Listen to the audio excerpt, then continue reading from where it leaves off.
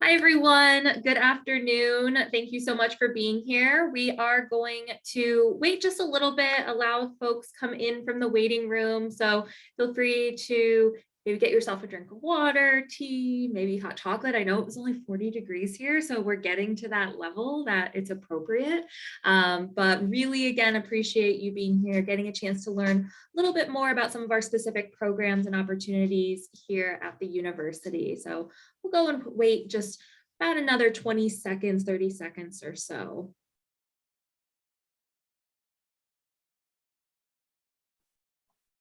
All right, I do see my numbers climbing up here, and I want to be respectful of everybody's time tonight. So we will go ahead and get started. Again, hello, everyone. My name is Jessica Schaffner. I'm an assistant director with Syracuse University. I am joined by some wonderful colleagues that will be spending the majority of the time talking to you tonight. My colleague Rachel Skipper from the College of Arts and Sciences in Maxwell, my colleague Tim Finley from the School of Education, and then last but definitely not least, my colleague Zachary Schuster from Falk. And so they will share much about some of the aspects of education advocacy and helping professions, all of those aspects that are available at Syracuse University. And I think this is such a timely program as we start to tiptoe out of those COVID times. I think so many people are hoping to give back to others and really give that extra level of support. And so hopefully some of these programs really entice you and illustrate the opportunities that you can have here at Syracuse University.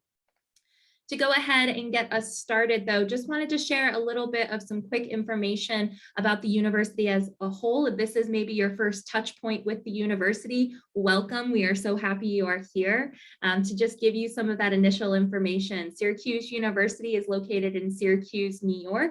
We are a wonderful mid-sized city of about 600,000 residents that also has this fantastic taste of a college town. As an institution, we are about 15,000 undergraduate students set between 10 different schools and colleges with over 200 majors and 100 different minors.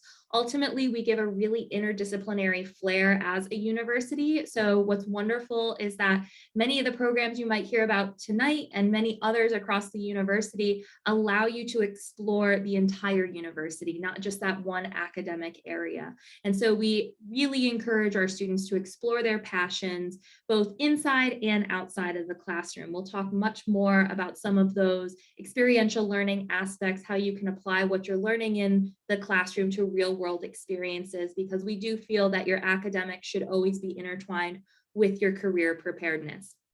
Outside of that, Syracuse University is an extremely residential campus with over 70% of our students on campus at any given time. We do require you to live on campus for your first 2 years. And then following that, if you'd like to live on campus, there are absolutely opportunities to do so, or many chances around the Syracuse, New York area.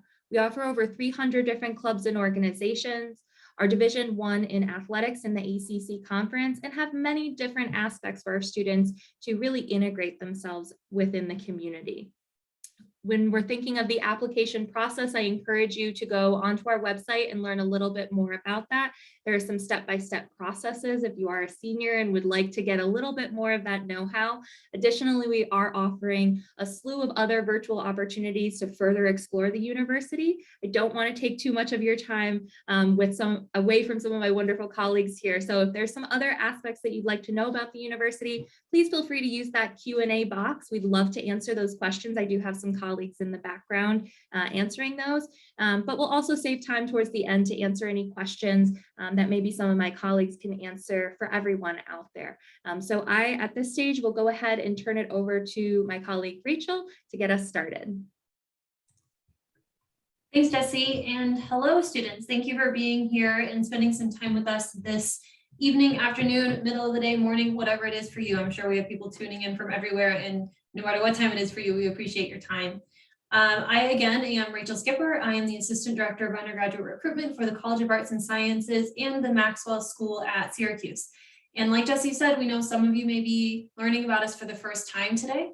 So just a quick disclaimer, Syracuse is an umbrella. There are a bunch of different schools and colleges under that umbrella. So the point of today's session is to tell you about the different things that might interest you in all of the different schools and colleges that offer programs that align with those interests. So I am just going to be telling you about programs that I think might interest you in my section of the university, which is the College of Arts and Sciences and the Maxwell School. In general, people kind of visualize arts and sciences and Maxwell at Syracuse as a very large sector. So we have about 30% of the student populations enrolled with us, and also the liberal arts core of the university. So we do offer, as you see on the screen, quite a few programs, and we encourage our students to take an interdisciplinary approach to their education. So the Maxwell majors on this screen are the underlined majors. If those are interesting to you, you would apply to Maxwell at Syracuse. The non-underlined programs are the arts and sciences programs at Syracuse. If you're interested in one of those, you would apply to arts and sciences. The majors starred with an asterisk on this slide are required double majors. So you would have to pair something else with them during your time here, but you can apply to them on the Common App and figure out what that other thing is once you're on campus. So no need to go all the way down that rabbit hole before you apply. Bolded, I have picked out a few majors that I think would be interesting to this group, right? So education and helping professions. And I think these majors kind of fall under that category for a few reasons. So first, I would like to talk to those of you who may be interested in patient care as a helping profession. We do see quite a few students in pre-health within arts and sciences at Syracuse. So that means students who are interested in going into a health profession. It could be medical school, it could be dental school, it could be veterinary school, right? Any kind of health professional school where you will continue your education after Syracuse for that career. We see a lot of those students in arts and sciences. Some of those will probably be you one day. So for those, we would be thinking about a major in health humanities, right? That's a program where we look at the social aspects of healthcare, not only in the US, but abroad as well. You could also think about communication sciences and disorders, and that's a major that focuses on speech language and pathology and audiology. So if you're interested in one of those two career fields, communication sciences and disorders is a good major for you to check out. If you're interested in mental health, psychology and neuroscience as well would be two good places to start. And if you're interested in a career in mental health as a therapist, a psychologist, a counselor, etc., those majors are a good fit. And any major on this screen can be taken as a pre-health major. So there is no pre-med major, for example. There is no pre-dental major at Syracuse. Take any major at Syracuse that you want, and then the College of Arts and Sciences will support you with some advising that will help you along the way toward that health professional career. The second group of students who I anticipate might be in this room are our advocates and social justice warriors. And we do have majors that are interesting to those students. I think we can start with citizenship and civic engagement. That is a major that teaches you how to be an advocate. And you might advocate for a number of different causes. You might have a very specific area of interest. It's a required double major, so your second major would teach you about that interest. For example, if a student is interested in women's rights, they may do citizenship and civic engagement to learn the advocacy component, and then women's and gender studies to better understand the groups that they'd like to advocate for, right? If a student is interested in advocacy for immigrant groups, migrants, immigration policy, they might do international relations instead and pair that with citizenship and civic engagement.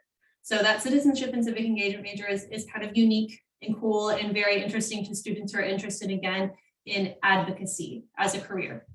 Secondly, I'd like to point out policy studies, which is a major again that teaches students kind of more on the advocacy policymaking side. They really focus on how do specific policies affect specific communities. So if there are communities you care about, policies you care about, and you're more of a pre-law minded student, or you're interested in policy making, policy writing, then the policy studies program could be a cool option for you. And then lastly, because education is in the title of this slide, I just want to let you know that you do see some majors on this slide. If you want to be a history teacher, right, we have a history program. If you want to teach language, we have language programs.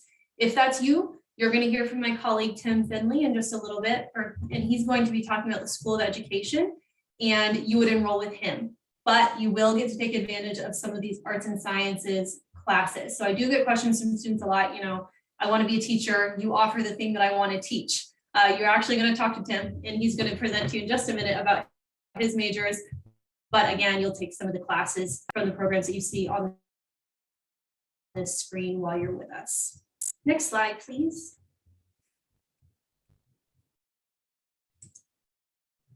Thank you. Okay, so I also want to chat with you a little bit about how you put this work into practice, right? All of the classroom experience, you've enrolled in one of these majors, you're taking classes to learn about these things. How does arts and sciences then allow you to practice those skills, right? So first of all, we do have many centers and institutes in the College of Arts and Sciences. For all of the points I'm going to make on this screen, I just have a couple examples for you. So for one example, we have an on-campus speech and hearing clinic for students who are interested in speech pathology and audiology, that communication sciences and disorders major. They would use the on-campus speech and hearing clinic to get some practice working with patients and observing patient care. We also have a lot of research labs in the College of Arts and Sciences. Students often who are interested in helping professions are interested to hear about our psychology labs, which focus on, for example, children with autism spectrum disorder, managing ADHD behaviors in the classroom, looking at people who struggle with substance abuse and the way they navigate through the world and how we can help, right? So the psychology labs at Syracuse are particularly interesting to students interested in the helping professions, but I will say that all of our majors have labs and research groups associated with them. So those research groups, centers, institutes, et cetera, on campus are a really great resource for you, and we do have quite a few in the College of Arts and Sciences. Secondly, we like to see our students connecting with the Syracuse community. Jesse mentioned at the beginning of this presentation, we do have a substantial city, the city of Syracuse, but it does have a college town feel. And that's largely because of the connections between the university and the city and the size of the university compared to the size of the city. So the two, Syracuse University and the city of Syracuse, really rely on each other. And it's usually our students who are making that bridge. So for example, I mentioned the citizenship and civic engagement major earlier. They have a required internship in the Syracuse community, a research project that is informed by that internship experience, and finally an action plan. So recommendations that they give to our community partners about how they can be accomplishing the things that they want to accomplish, especially as they relate to advocacy projects. We also have the La Casita Cultural Center, which connects the Hispanic community within the city of Syracuse to the Hispanic community on campus, as well as promotes that community through research and events and community outreach and engagement. So again, the city of Syracuse will be a resource to you. And in the College of Arts and Sciences, we have specific majors, institutes, research projects, and centers that foster those community connections. I also want to, again, speak to those of you in the room who might be interested in policy, law school, policymaking, any of these things, that we do have a Maxwell in Washington program. That's something you can easily Google Maxwell in Washington. You'll see a lot of information about this program. It's a program for Syracuse students where they can spend either a week or a semester in DC. So living there and learning about what it's like to live and work in DC. The week-long version of this trip means that you are going into different organizations, groups, work environments, and learning about what they do multiple times a day for a week, right? So great immersion there, just a jam-packed week of learning about what these people's lives look like, what they do on a daily basis, and doing some networking is a big piece of that puzzle.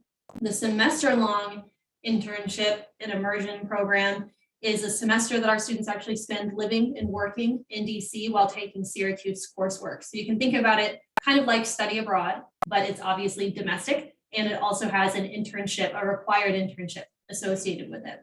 In that program, our students also take classes on policymaking. They present a policy brief, and they take some courses while they're there also on professional development. So just again, a really good career boost and a specifically unique program for those of you who are interested in the policy side of helping professions. And then lastly, I just want to give you some examples of those research projects that are going on in arts and sciences in Maxwell. Shortly in the chat, already in the chat, thanks Caitlin, are examples of arts and sciences research and Maxwell research. So if you want to take a deeper dive into any of this, you can find the projects that I'm going to talk about in those links. But for example, how has COVID impacted the health and education of children in New York City, right? So big research problem, big group at Syracuse working on that. How do school counselors in China navigate cultural differences in the college admissions process? What does their work life look like? How are they involved with these families and with students as they go through the college admissions process? I'm sure you're all seeing what a big deal is, how disruptive, how difficult, how stressful it can be, and what does that mean in terms of school counselors, and specifically, we have researchers looking at that in China. Lastly, how are our demographic trends able to tell us about the opioid pandemic? What kind of family structures tend to struggle with this? What can we do to mitigate this problem based on our understanding of how family dynamics can play in and either contribute or reduce the issues that people who struggle with opioid dependency navigate? So again, a lot of the research projects in arts and sciences in Maxwell do have that social or community feel. And again, there are tons of examples. I picked a few that are very recent examples, as in within the last month, we've found data on these 3 topics, but much more information on our website. And if you have any specific questions about research or any of the experiences I'm mentioning here, or you wonder, is there a center or institute that does this? Is there a community organization that focuses on that? Please do ask me. This is just a really brief summary of the many different things that we do across all of our different majors. And I'm ready for my last slide, please. So lastly, I don't want to be the only person from arts and sciences in Maxwell that you hear from. I think our students are an invaluable resource to you. I think you should be relying on them to tell you about their experiences firsthand.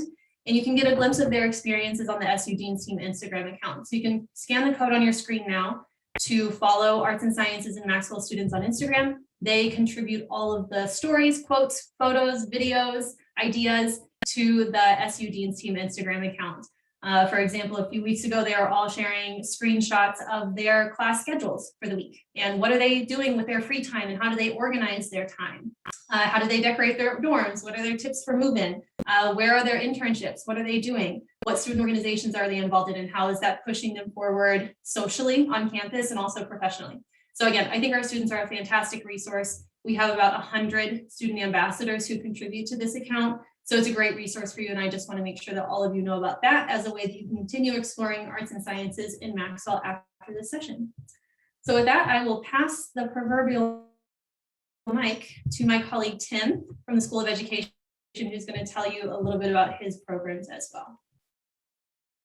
Great, thanks so much, Rachel.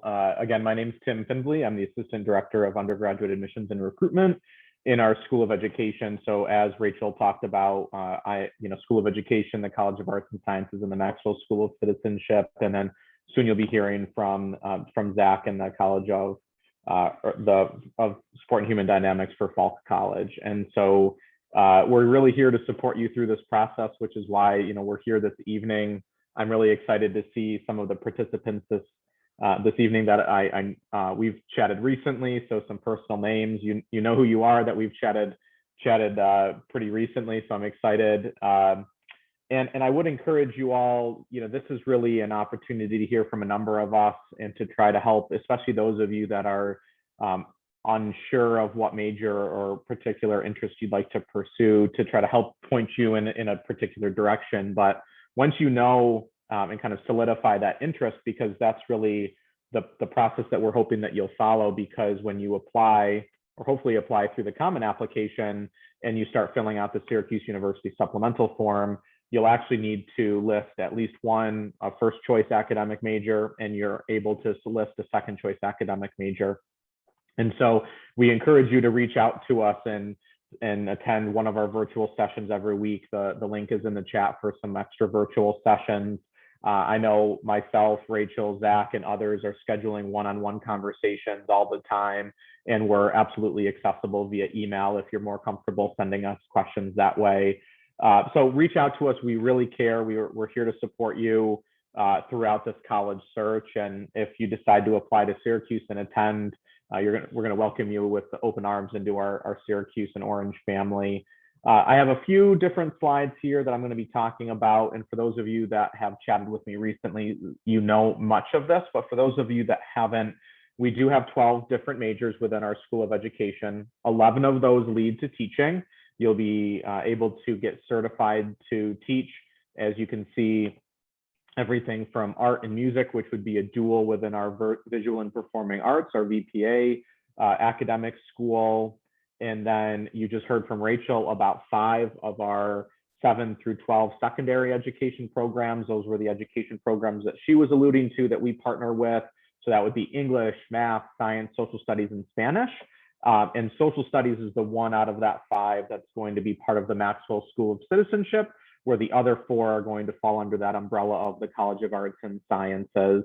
And then I'm excited that we pair, Zach and I partner with our Inclusive Early Childhood Special Education Program, which is going to be from birth through grade 2, because those students will essentially double major within their Human Development and Family Science program, which is in Falk, while also doing education on our side.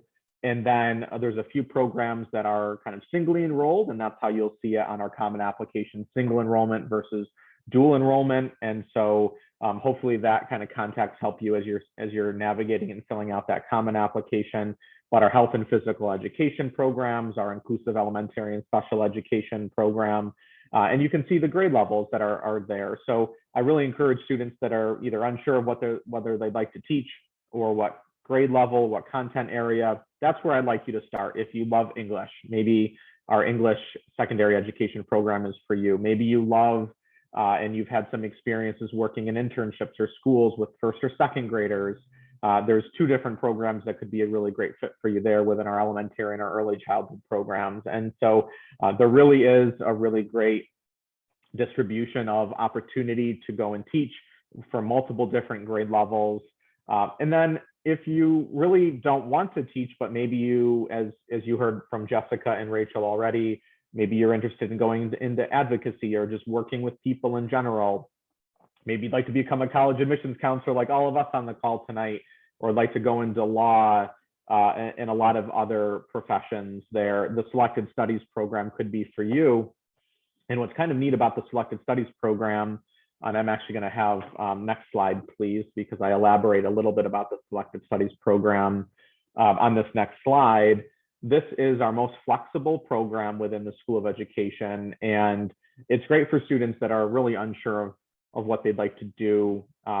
And you can see there's 5 different concentrations or focus areas that you can select from. So you'll choose one of those 5. You'll end up taking a number of your different classes within that focus area.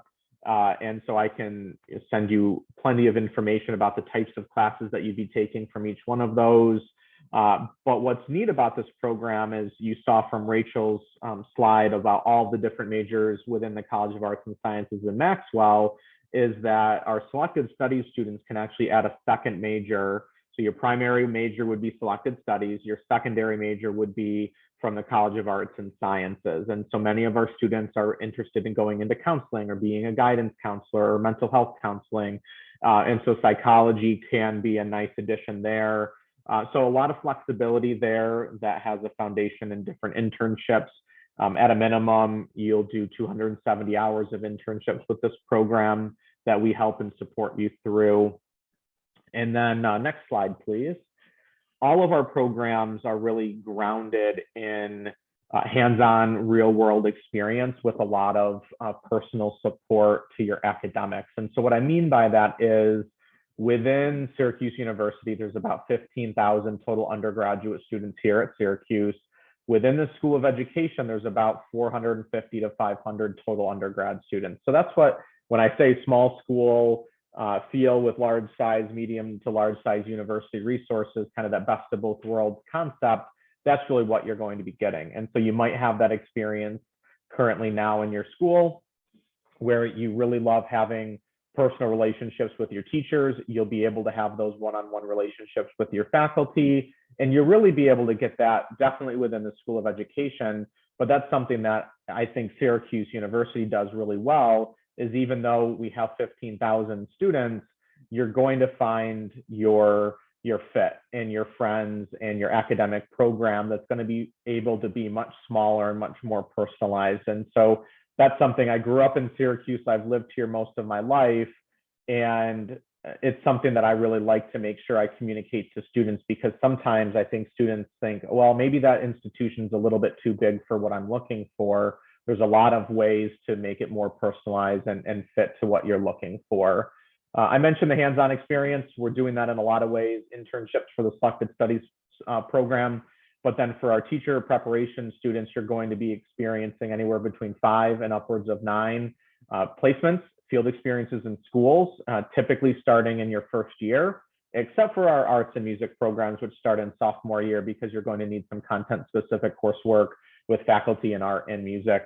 But having programs start in your first year is really unique and is definitely a highlight of our programs.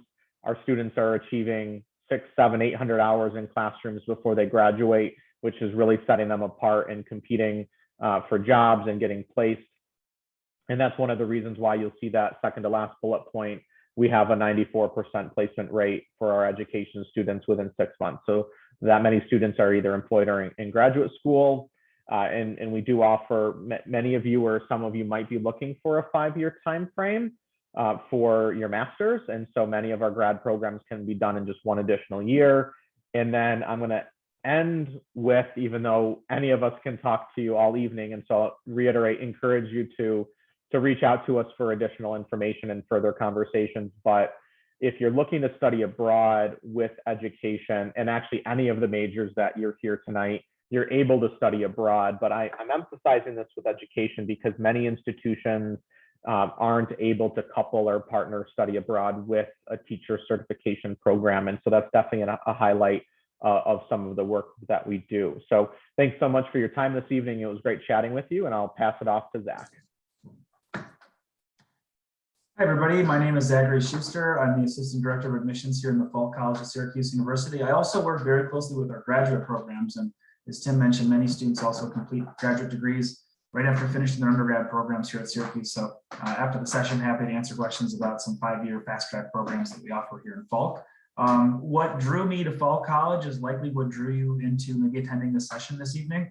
These kind of social justice, equity kind of principles are very important to me as a person. And so I've worked at Syracuse for 10 years now, and some of my favorite kind of programs live right here in Falk. Obviously, I'm a bit biased because I work in the Fall College, but really the mission of the Fall College is trying to provide that instructional excellence and leadership of study through things like scholarship, practice, civic engagement, advocacy, and entrepreneurship kind of endeavors, looking to promote health, well-being, both on an individual basis, but also looking within communities and within the framework, certainly, of social justice principles as well. And really the Fall community as a whole. So if you're looking at all of the academic programs listed here on the screen, we all share this belief in that service means more. And so we're trying to build all of these professional programs on the basis of social justice. And we challenge our students to really push themselves to a higher practice and really embrace personal and professional responsibility, empowering communities, both large and small, within your own neighborhood, domestically all across the US, and certainly across the country as well. And as you can see here, some of our programs are really even more so rooted in kind of those helping professions as well as kind of those social justice principles. So certainly food studies and nutrition are all about looking at things like healthy lifestyles, diet-related disease epidemics, looking at food and agricultural policy, food justice, human rights and the environment. And we've created a really growing demand for professionals in the field of food and nutrition as a result of that. Our social work program is probably the most near and dear to my heart, but it's really preparing students to work in a variety of professional settings, including things like mental health, working in hospital settings, working in school settings, child welfare, substance abuse treatment, looking for services and providing services for older adults, supportive housing, both at the federal, state, and local government level. And it's really looking at things across all these different systems and things like public policy, community organizations, families, groups, and individuals.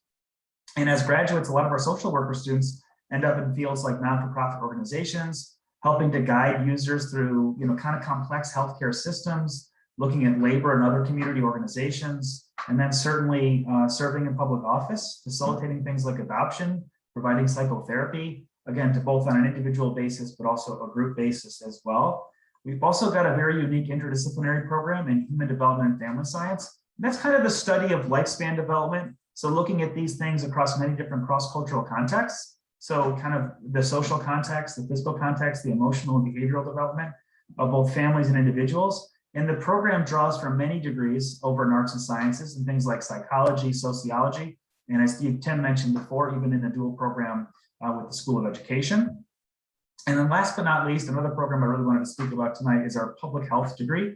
And so many folks think the public health might not be a field for them if they're not really into the math or science fields, but public health is really preparing students for health-related careers in both government, private, and non-for-profit organizations, looking to address things like health promotion, illness and disease prevention, again, both on an individual basis, maybe working in a hospital setting, but also maybe at the community setting. And I think probably everybody here in the session knows that a public health worker does a little bit more now than they did maybe just a couple of years ago. But public health is also trying to reduce or eliminate health inequalities through research, teaching, community engagement, and advocacy. So again, lots of unique majors. I could talk about all of them at quite a long time. Would love to have you join one of our virtual programs on Wednesday nights at 8 p.m.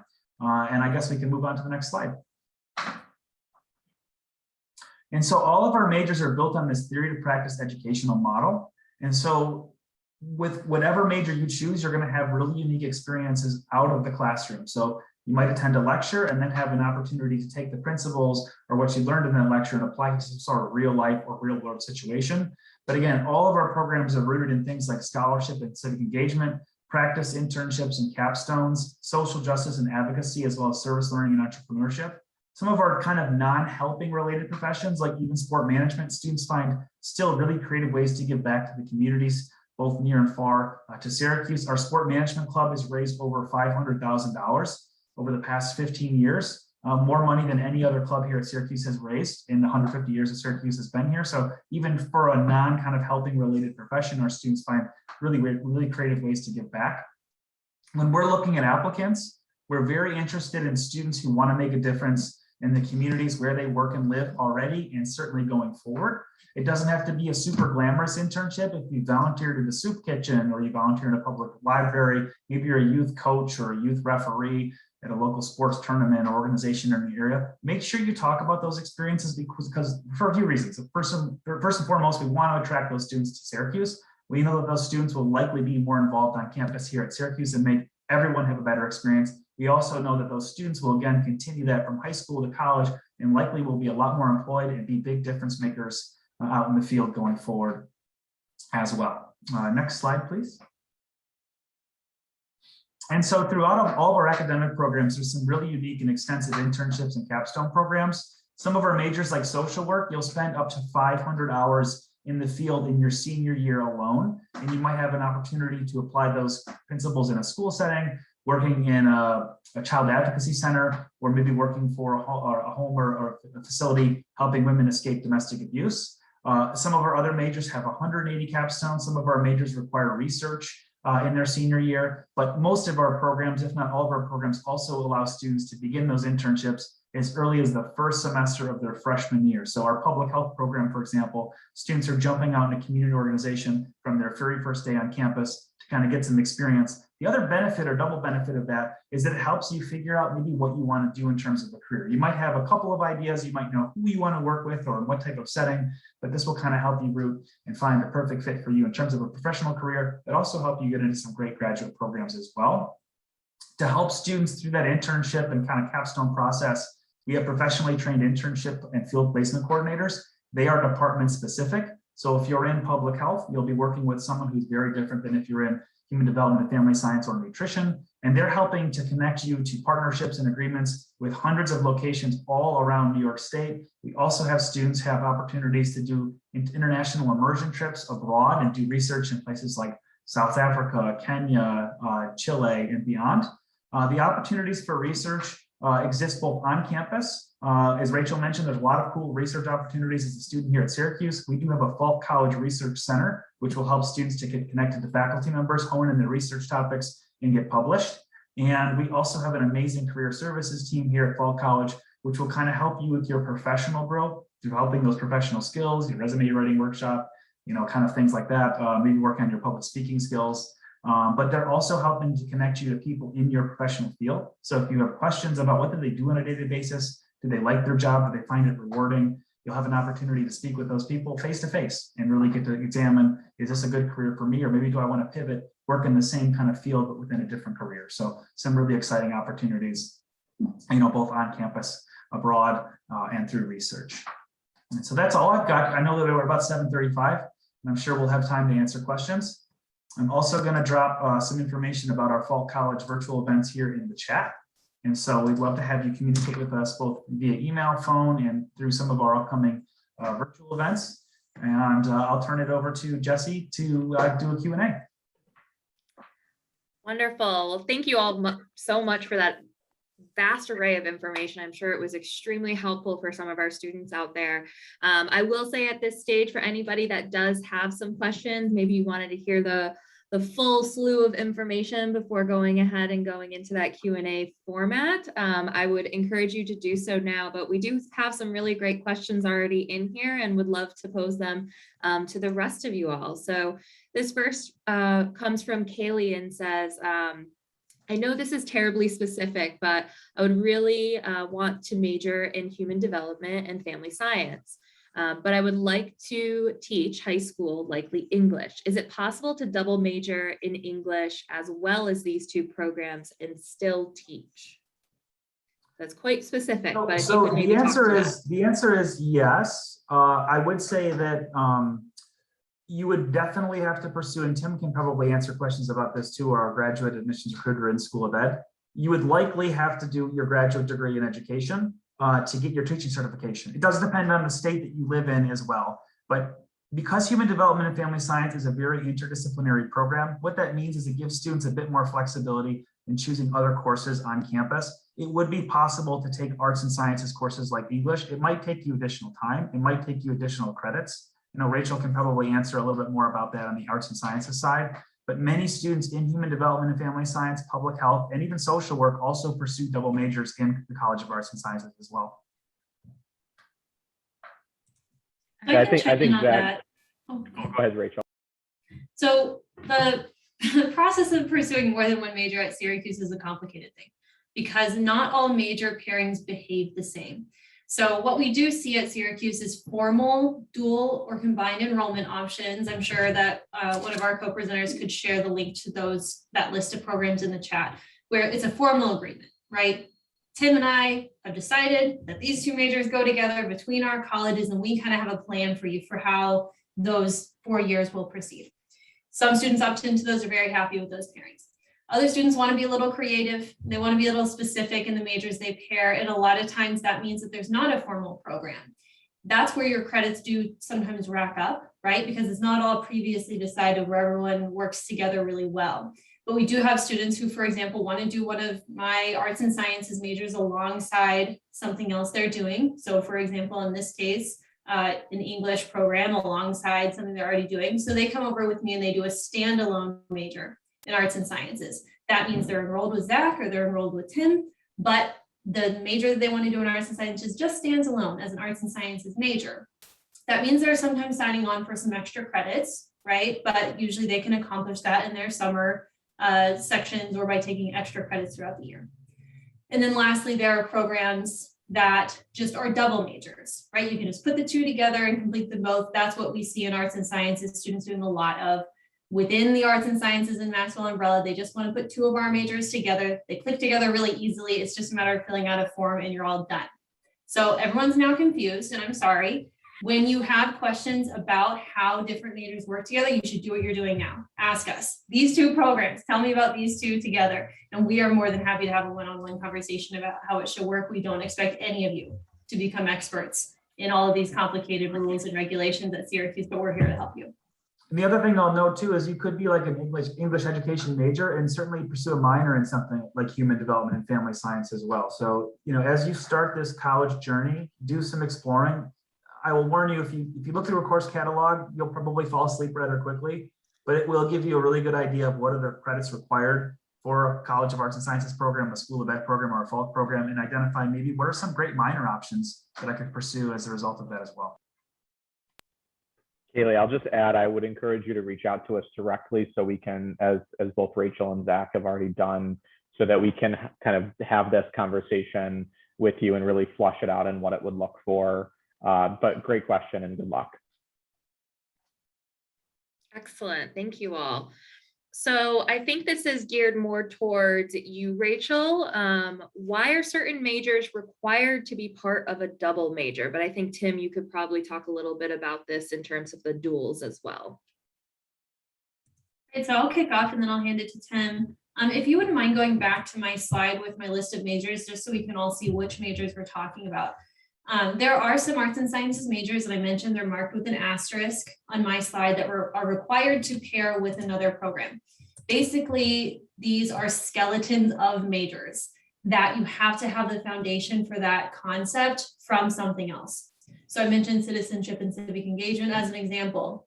If you're interested in advocating for women's rights, the citizenship and civic engagement will teach you about advocacy, and the women's and gender studies major would teach you about women's rights. If you're interested in, let's say neuroscience is one of the options on the screen. Oh, I missed the asterisk, but it is an integrated learning major.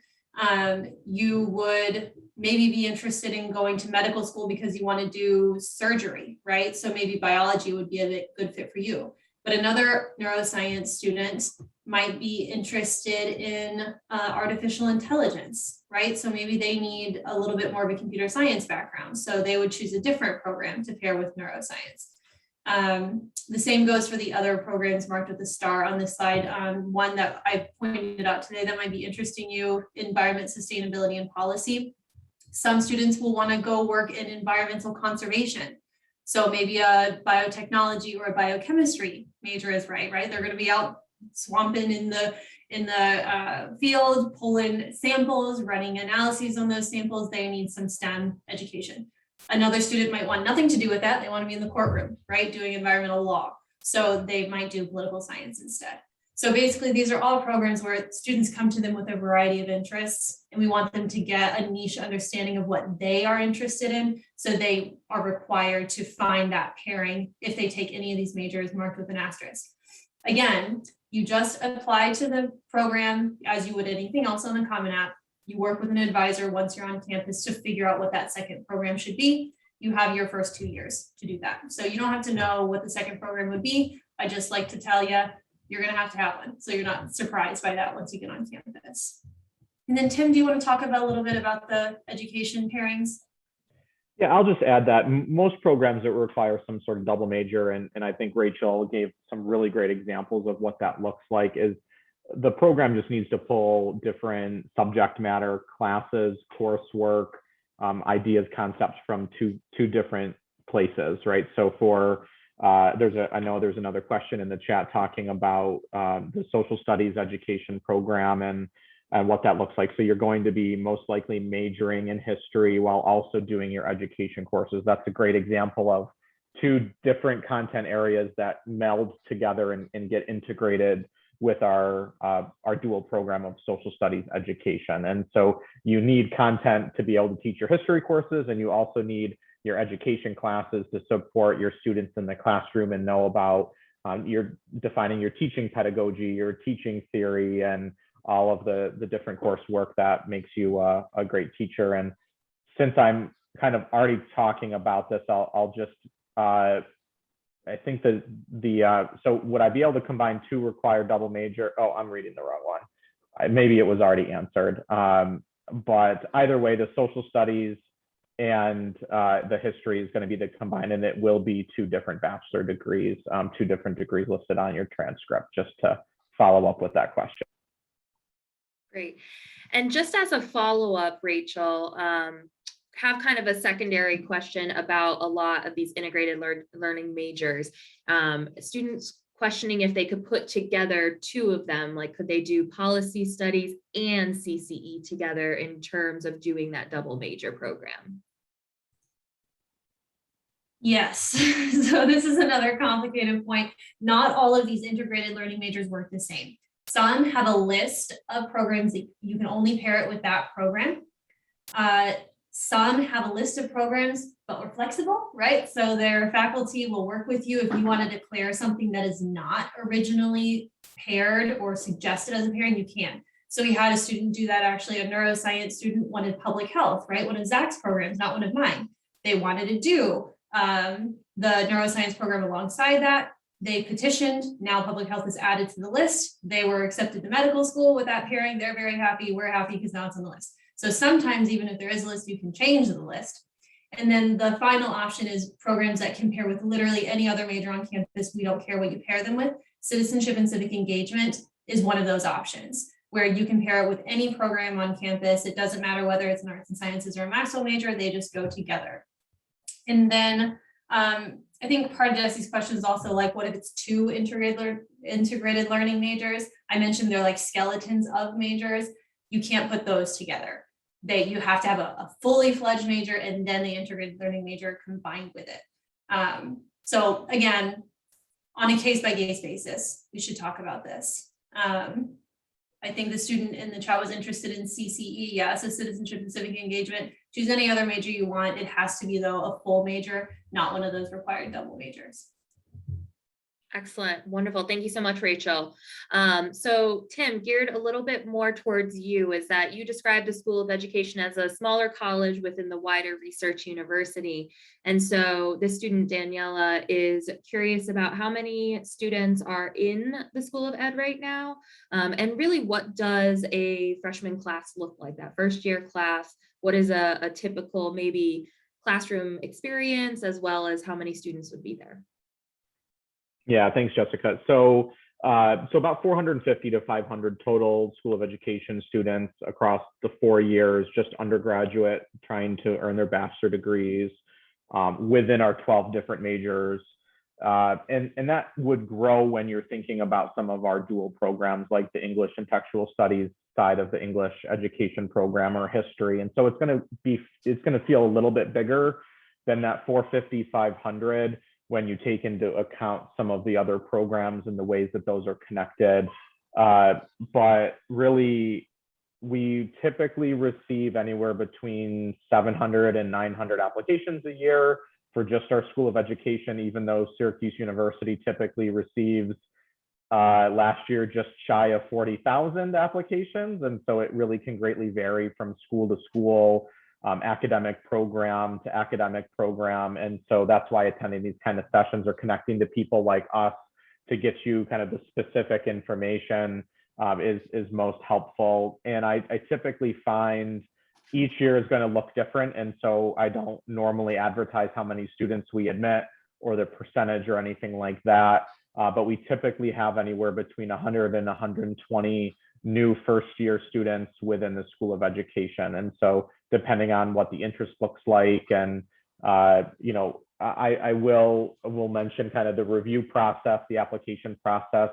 All of Syracuse University, including School of Education and everyone else on this, is going to take a very holistic approach to your reviewing your common application, your extracurricular involvement in activities, everything from your essays, your supplemental essay question within the Syracuse supplement, your reference documents, your recommendation letters that you submit, and anything else that you get to us. And so it really ends up being a very personalized process for all of you throughout all of our areas today. And so, we really pride ourselves, even though we're receiving almost 40,000 every year, that each one really is taken a great care and time and effort to make sure that we're reviewing each student with a lot of attention. And I'll add that most class sizes, at least within the School of Education, are under 20 for education-specific classes. And actually, Syracuse University, it fluctuates, but I think it's between 25, 26 students,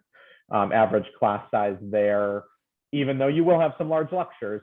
I know that question isn't out there, but I know it's a question I get a lot of, what are the class sizes going to be? And if you do have a large lecture of a couple hundred students, and there's only a handful of those that you'll experience, each one of those classes will have an additional course with a smaller group of students. So you'll have, it's called a recitation, and that'll be under 50 students, which is a great course number to get extra support from. So just kind of wrapping that up, and great question, but again, reach out to us individually if you have others. Wonderful. And this could maybe go to all three of you, kind of putting you on the spot a little bit with maybe some alumni highlights here. But a student's a little curious about what are maybe some non-for-profit or volunteering agencies that either alumni have founded or often tend to go to following their time at SU? I know I can throw one out. I know that Teach for America for us tends to be a pretty high interest for many of our graduates. So there may be other volunteering aspects or other non-for-profits that tend to be a large interest for students who are interested in this advocacy and helping work overall. I will say that a lot of our students go to hospitals and healthcare groups. I know I mentioned that earlier. That might not be surprising to you, but Syracuse actually ranks in the last 3 years in a row, and probably before that, I've just looked at the last 3 years above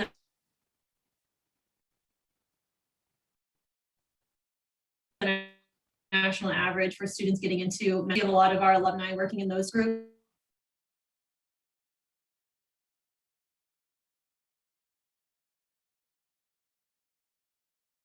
I don't know about others. We also see, Rachel, you're getting a little cut off. I don't know if that's just for me. Could you say one more time, just what above the national average, or throw it in the chat for us?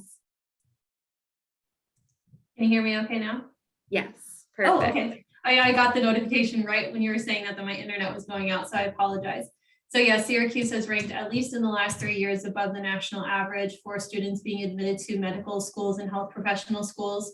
So we do see a lot of our students going into that market, working in nonprofit healthcare. We also see students working in a lot of government organizations. Within Maxwell School, we funnel a lot of students into community support groups, policymaking groups, campaigns, all of that kind of government stuff. So that's the Maxwell plug. There are many, many more examples, but I'll leave it at 2. Yeah, I guess I'll go next. And like Rachel, it's such a vast and wide array of where our students are going across many of our majors. Of course, some of them more health related and some more helping professions related. And then of course, our sport programs are very kind of sports business and analytics related occupations. But we have students who are working as mental health counselors, school social workers, working in things like substance abuse counseling, case managers, working in family and social services, working in hospital settings. I mean, the list is so massive. And if you want to be a difference maker and make change in the world, then likely any of the 3 colleges you're listening to tonight will give you that platform and that opportunity to make an impact and to give back. And it's certainly, if there's a particular major or majors that you're interested in, email all of us individually and we can connect you to alumni as well. Certainly would love to connect you to alumni. The other thing, and likely I think Jesse will probably mention this in a minute, is that if you plan on visiting campus, we'd love to see you and talk to you in person. All of us hold info sessions daily on campus. I know that I've also been lucky enough to be able to sneak students into some actual classes here on campus. So if you want to attend a class while you're visiting Syracuse, please let me know. Just don't do it the day before you come, because likely that might not happen.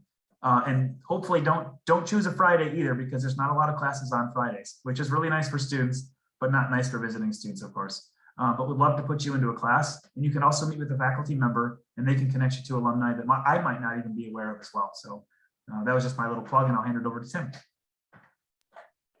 Yeah, but my colleagues handled that very well and had a lot of great examples. I'll just add that most programs, whether it's your faculty or have some sort of program coordinator that can give you examples.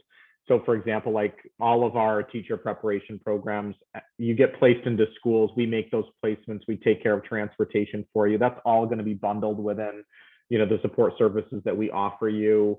And then for our selected studies students, you actually get, our placement coordinator sends you an Excel document with like lists of like almost 100 different organizations that we place students in locally for your internships. And so there's a lot of different examples that we can all draw off of. And again, you get this, personalized attention and geared support towards your particular academic program, which is always nice to know. Absolutely. Wonderful. Thank you all. I know that was a little bit of a curveball, so I appreciate you all delving into that. Because I think our alumni just do such a vast array of wonderful things. And I think Zach really took the words right out of my mouth, that there are so many ways to connect with us in the future. And we love that you took the time tonight to really spend a little bit of your evening, afternoon, morning, whatever it is, to learn some of the aspects of Syracuse University and how we might be a strong fit for you overall. If you are still curious about some of the aspects to interact with Syracuse University and learn more about the university and what we have to offer, we are offering a slew of virtual opportunities similar to this the rest of the fall, but we also offer in-person visits Monday through Friday, as well as Saturday visits that you can not only visit with the admissions personnel, but also in almost all of those cases, visit with our different school and college representatives to hear a little bit more about those specific academic areas, see facilities, and in some cases be able to sneak into one of those classrooms. So on that note, I just want to thank our presenters here so much for taking time out of their schedule to tell us all about Syracuse University and some of the professions and academic areas that might be of interest to you.